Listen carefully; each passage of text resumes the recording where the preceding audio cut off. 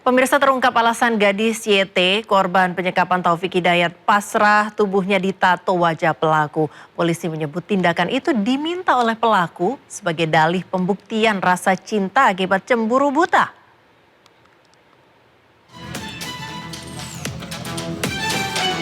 Rasa takut yang besar akan ancaman penganiayaan fisik memaksa korban penyekapan gadis YT pasrah menato tubuhnya dengan gambar wajah sang kekasih Taufik Hidayat. Polisi menyebut tindakan itu diminta pelaku sebagai dalih pembuktian rasa cinta akibat cemburu buta. Direktur PPA dan PPO Polda Jabar Kombes Pol Rumi Untari mengatakan Taufik meminta korban menato tubuhnya dengan gambar wajah Taufik. Permintaan itu dilakukan saat korban masih dalam kondisi sehat. Tato ya, kalau berdasarkan investigasi, tato itu sebenarnya pada saat mereka masih belum masih ada kondisi sehat, sehingga untuk meyakinkan pelaku kepada korban bahwa kamu cinta sama saya gitu kan, karena di indikasi cemburu ini pelaku, sebagai bukti dia cinta mah ya tato sok bareng tato jadinya dilakukan, dan tato itu benar diakui dan sudah dikuatkan juga oleh korban. Udah cukup ya? Bu, jadi pertanyaan besar Bu, itu korban kenapa tidak kabur saat itu, yang jadi pertanyaannya kenapa Bu? Rasa takut yang besar dari korban, dah itu memang jawaban konsisten dari korban, memang ketakutan yang besar. Meski tanpa paksaan, korban pada akhirnya pasrah menuruti kemauan Taufik. Gadis YT mengaku takut dianiaya Taufik jika menolak perintah.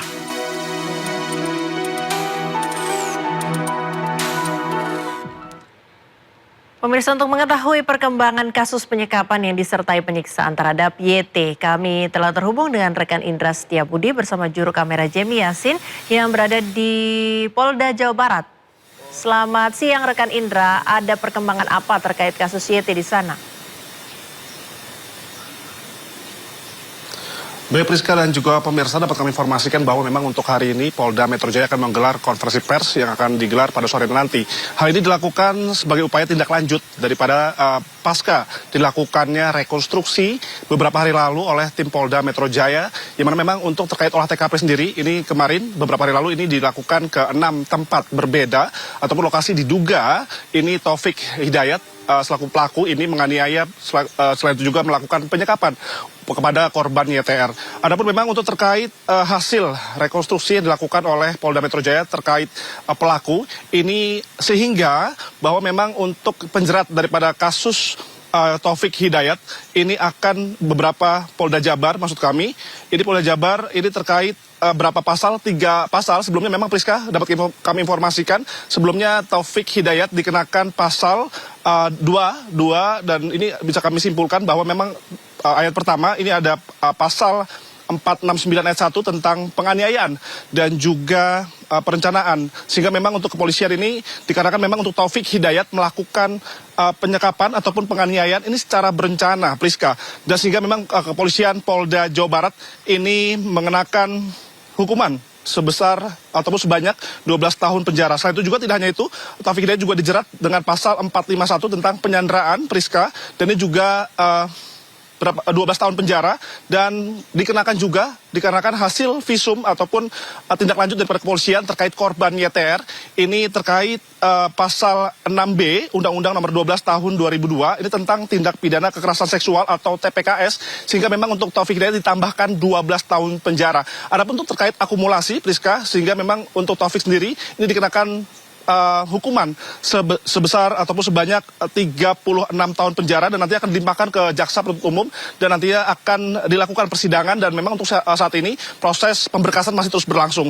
Adapun juga memang dapat kami informasikan, dan kalau kita bisa kenapa ini hukuman semakin banyak begitu untuk Taufik, dikarenakan memang hasil rekonstruksi menunjukkan atau membuktikan daripada kekerasan ini sangat fatal sekali. Dan namun tadi kami dapat informasi juga Friska bahwa memang terkait cedera pada mulut yang beredar di media sosial terkait ada yang menyebut ini digunting, namun pihak daripada kepolisian maupun juga pelaku ini tidak membenarkan terkait perbuatan tersebut, dan memang untuk terkait cedera dalam mulut ini dikarenakan memang sering dilakukan kekerasan yang berulang-berulang kali sehingga memang untuk cedera terjadi pada mulut dan area wajah. Dan memang untuk saat ini nanti kami akan informasi kembali apakah nanti akan ada tuntutan lainnya ataupun pasal-pasal lainnya.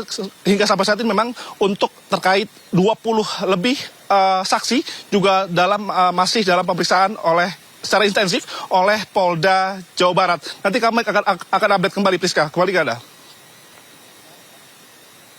Ya, terima kasih rekan Indra Setiabudi dan juru kamera Jemi Yasin melaporkan langsung dari Polda Jawa Barat. Selamat bertugas kembali rekan-rekan. Informasi lain, pemirsa, pemandangan kabel semrawut terlihat jelas di sepanjang trotoar di Pademangan, Jakarta Utara. Tidak hanya merusak keindahan, kondisi ini juga membahayakan pengguna jalan karena kondisi sejumlah tiang yang miring rawan roboh.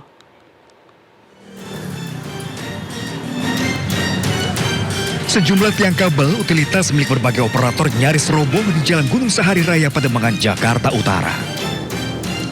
Nampak juga kabel utilitas dari berbagai jaringan ini semrawut di atas trotoar jalan hingga menjuntai di atas para pengendara. Para pengguna jalan pun khawatir tertimpa saat melintas di bawahnya. Apalagi posisi tiang yang sudah condong ke arah jalan raya. Seharusnya ada patroli ya, petugas-petugasnya pantau gitu. Kan bahaya nih nanti mobil ada mobil lewat juga.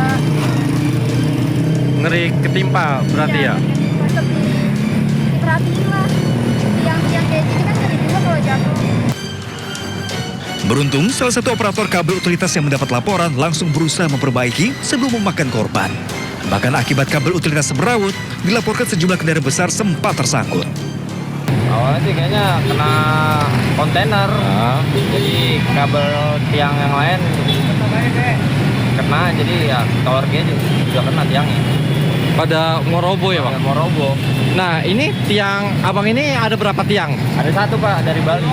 Bali satu. Bali Nah satu. tiang-tiang lain kan ini juga pada mau roboh semua nih. Itu tiang dari mana tuh? Oh itu mah provider yang lain Pak. Oh belum. Bukan tiang kita. Jadi ini cuma benernya cuma satu tiang aja? Tiang doang ya. Oh yang lain belum ya? Yang lain belum. Oh gitu. Ini pada kabel-kabelnya juga kabel semraut gini nggak tahuan ya? Bukan kabel kita sih Pak itu Pak. Kalau kabel kita mah udah naik di atas. Oh udah digulung di atas. Gitu. Ini tiang yang punya ini juga udah mau roboh juga ya? Udah mau roboh juga. Makanya langsung dibenerin? Langsung diperbaiki. Gitu.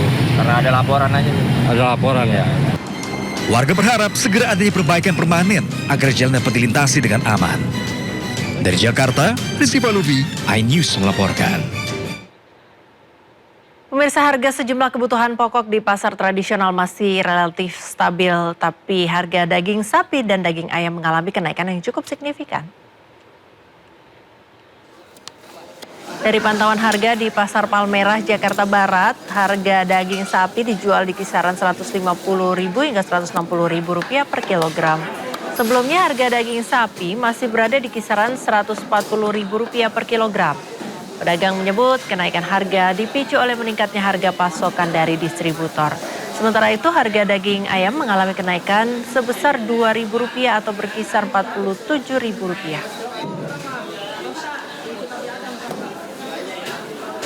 140, 150 sampai 160-an. Kira-kira untuk kenaikan sendiri itu terjadi kenapa ya Pak penyebabnya? Ya mungkin karena pasokannya dari sono kita naik ya kita jual naik juga.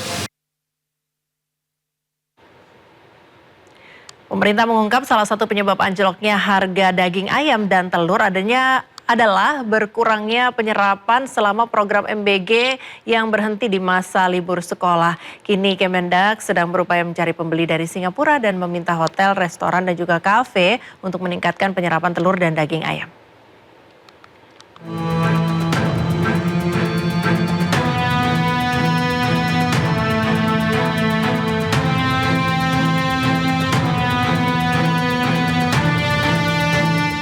Menteri Perdagangan RI Budi Santoso hari Selasa di Jakarta Pusat mengatakan, berdasar sistem pemantauan pasar dan kebutuhan pokok, harga sejumlah komoditas pangan saat ini dijual di bawah harga eceran tertinggi.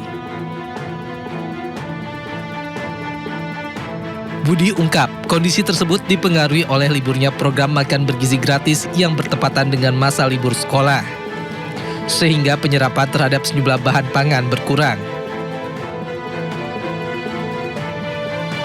Terkait hal tersebut, guna bantu menyerap kelebihan pasokan bahan pangan, Kementerian Perdagangan meminta hotel, restoran, dan kafe agar meningkatkan penyerapan telur dan daging ayam. Selain itu, pemerintah juga mulai buka peluang ekspor telur ke Singapura sebagai pasar alternatif. Meski hingga kini belum memperoleh pembeli, proses penjajakan terus dilakukan. Tim Liputan iNews melaporkan. Kelangkaan BBM jenis solar masih terus terjadi di Mandailing, Natal, Sumatera Utara. Ratusan kendaraan mengular di SPBU yang masih memiliki stok.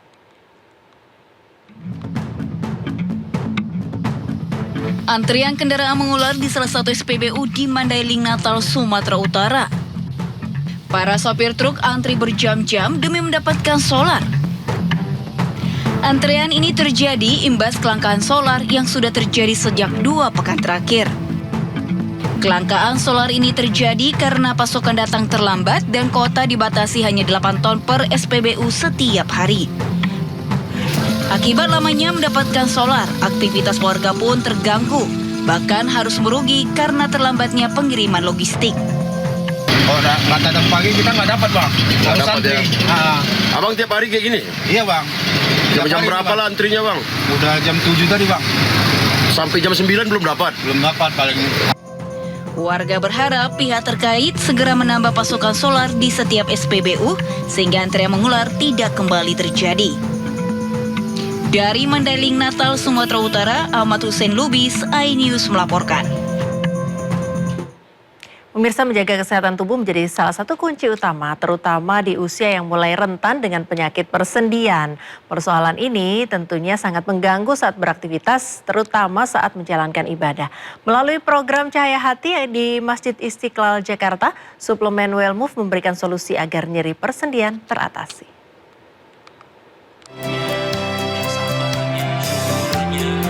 Program Cahaya Hati Indonesia kembali menyapa jemaah di Masjid Istiqlal, Jakarta.